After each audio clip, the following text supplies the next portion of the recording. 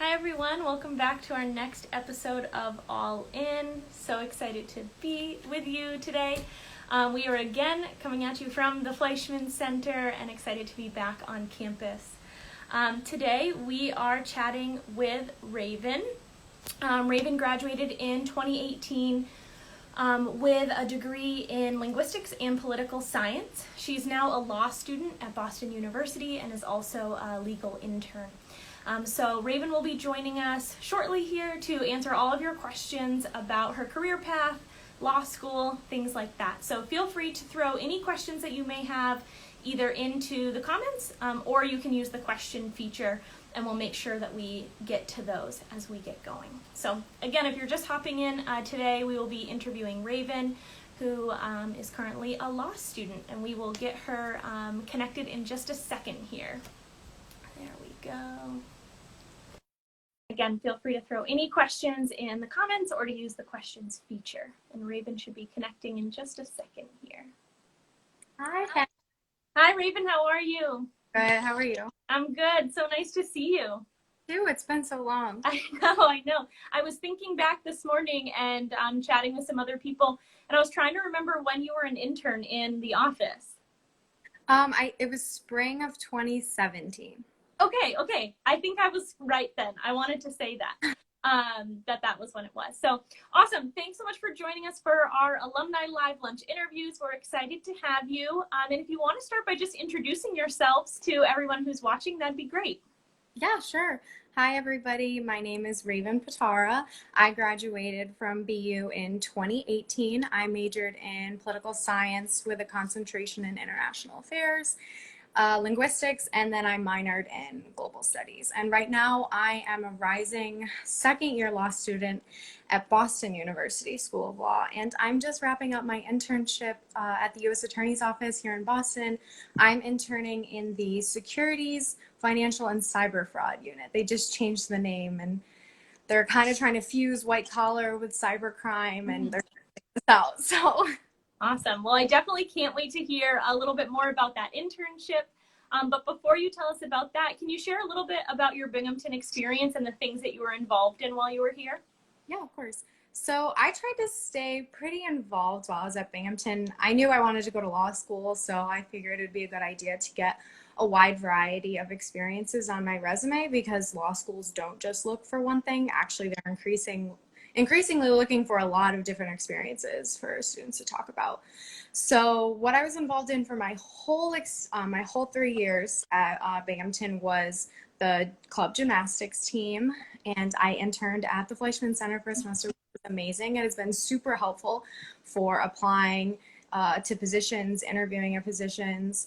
I worked also at the study abroad office. I was a study abroad ambassador after I returned from my study abroad experience. I also worked as a student manager at the time is what it was called. I think it's guest associate position at the front desk in the union. And that has also come up frequently in interviews for behavioral questions when they're asking, oh, can you talk about a time when this happened? Mm-hmm. And any customer service experience is always really great to talk about for interviews like that. I also was a teacher's assistant for ESL classes and involved in the English Conversation Partner program, which was really interesting specifically for my linguistics major. So that's awesome. You certainly kept yourself busy while you were here, and I love hearing how some of those opportunities have really kind of come in handy now that you've been in law school and also interning. So that's great. Yeah. Is there any one experience, and I know it's going to be hard to pick, but one that you really feel has helped prepare you for law school specifically and really being successful as a graduate student? So I think that something that's really important specifically for law school and specifically finishing my first year of law school during the COVID pandemic was a focus on being flexible and adaptable. So to be completely honest, I mean, like I said, any customer service experience that I had has always been great, but studying abroad and volunteering and working abroad has really been important for me because I just learned to really think quickly on my feet and just be able to figure out what I needed to change in my schedule and just how I was approaching things in terms of how I needed to change those to finish law school the best. I really think that it's kind of hard to prepare yourself for law school because it's a different kind of learning than I've ever done before, really. And it is they call it cold calling, where you just kind of, the professor just asks anybody in the class a question and you need to be able to answer it on the spot.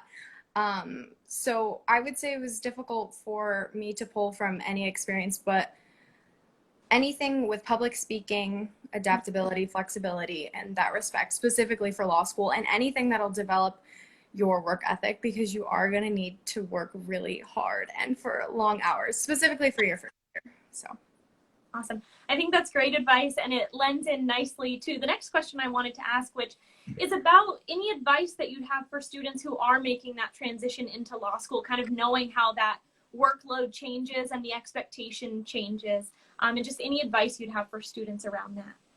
So just generally advice for people who want to go to law school, my number one thing that I tell people is to take a break between undergrad and graduate school, not only because you don't want to burn out, but also law schools are increasingly looking for people who have other experience, whether it's work experience, or volunteer experience, or you went and got another graduate degree. I would be leaning towards not going to school in between your time. I was like so determined to go to school right after I graduated from Binghamton because I just wanted to finish school, that's valid.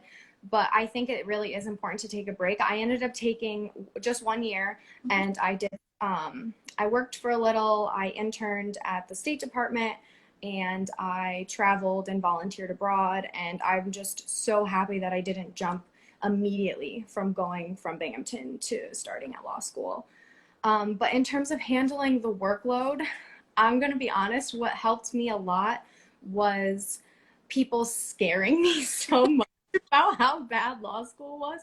Everyone was saying that you're not going to have any free time and it's going to be crazy. And for some people, that really is how it is. And it just depends on how you deal with the workload and how much time you need to spend on the work. One thing that I think is important to focus on while you're an undergrad is figuring out what study methods work for you, because if you already have that before you go to law school, it's going to be so much easier. And I think I had not 100%, but a pretty good handle on what specifically helped me. So I think that was why my first semester, I mean, there was definitely a learning curve, but I think I handled it a little bit better and it was less stressful for me than some other people. Yeah, awesome. I think that's great advice. And, those study skills, we talk a lot about them while students are in their undergrads, but so important to kind of learn what those are and what works for you, especially if you're going on to any graduate program. So right. I love hearing that it was a little bit easier for you because you figured that out along the way. Hope it's easier for everybody else too, but I really do think it is a good idea to set the expectations low in the sense that you're going to have to work a lot and it's going to be hard. Awesome. So can you tell us a little bit about your internship and what you've been doing recently with that? So obviously it's been a little bit different this summer because I am remote. So they gave us an option to go into the office every other week, which was great, about halfway into the internship. But most of the attorneys really aren't back into the office because a lot of them have families or their commute is really long, and the recommendation is to not take public transport in Boston right now. Yeah. So when I went into the office, it wasn't really the same. But primarily what most first-year law students' summer position is going to be focused on is legal research and writing.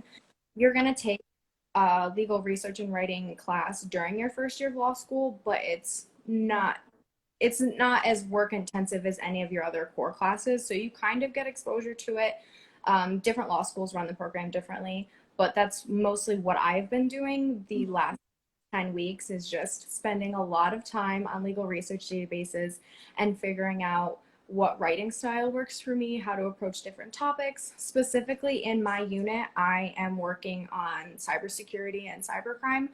So I've been working on a lot of like credit card fraud cases and other like obstruction cases and things of that sort. And luckily they have adapted the court hearings so I can go to them on Zoom, because usually as a legal intern, if you're working in something that the attorneys go to court a lot, you're gonna have the opportunity to be able to go to those hearings. But obviously we're not doing in-person hearings right now, so I have been able to log in to them online. It is a different experience, but it's a good way to get a handle on different types of, I'm going to say, styles of litigation, the way attorneys present themselves in court and how they go about their different cases in that respect. So yes, be prepared for a lot of research and writing. That is mostly what I've done. And it changes in your second year because you've gotten more under your belt through classes and whatever experiential learning that you're doing your second year. But that's usually what people do their first year after law school. Nice. Awesome. So kind of looking ahead post law school, you've finished that, you've been successful. What are some of your career goals and where do you kind of hope to take your law career? Yeah, so right now, I'll start with what I wanted to do before I even applied to law school. I was really focused on some type of public interest work. My background had mostly been in immigration and human rights based. And honestly, that's a really niche area of law, not immigration, but if you want to do human rights specifically. And also going through my first year, I realized it could be a bit better to go to a firm first because you get really good experience at a firm quickly. And there's a lot of exit options because once you have that on your resume, they're going to know where you were trained, that you know how to do the work and you know how to do it well. So right out of law school, that's my goal. I don't really think I want to stay there for too long, specifically because they're long hours. I mean, you get paid well, but you get paid well for a reason.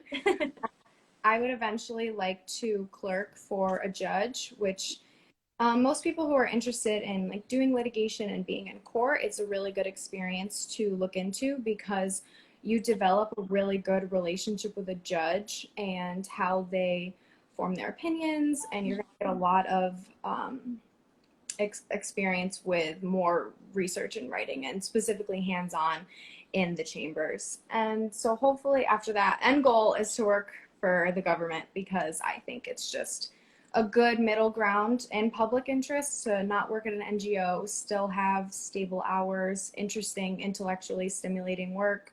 I mentioned that I interned at the State Department, so at that time I had the option I met with a lot of people who worked in the legal department within state, and they all were really interested and really loved their jobs.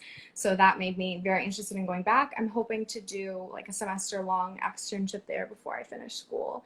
So these are end ideal goals.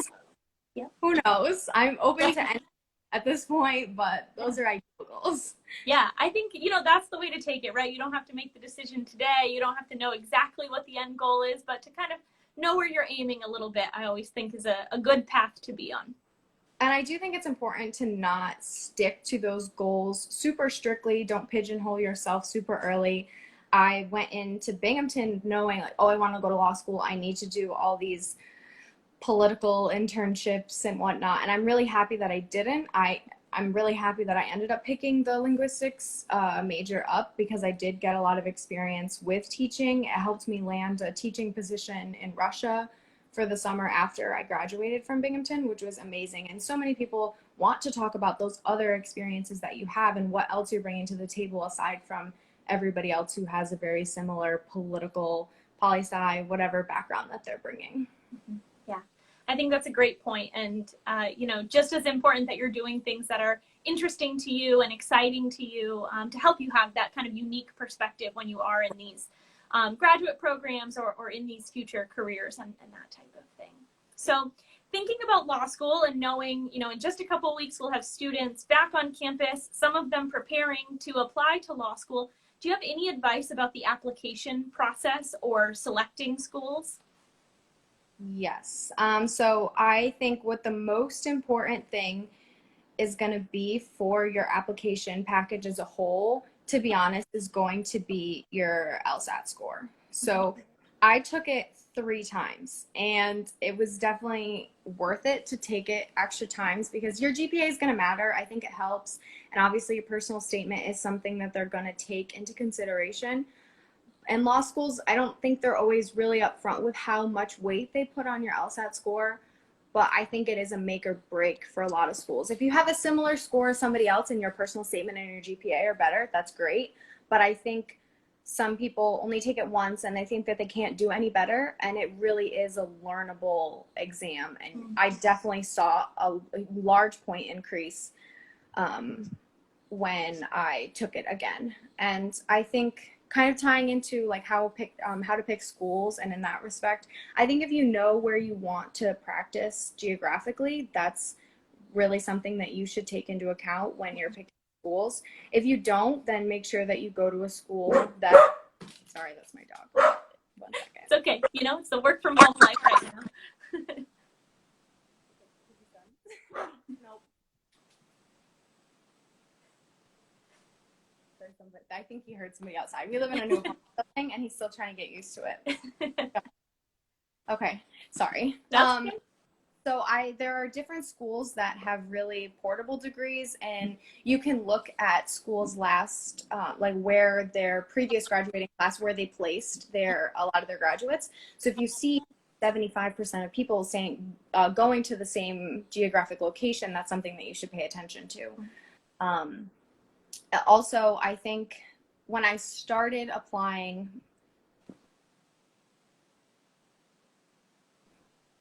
I was at Binghamton still. I was not focused on the debt cost at all. I was like, I need to go to the best school possible, no matter how much it's going to cost me, even though I was considering a public interest career. And for some people, that may be the right choice. It really depends on your career goals.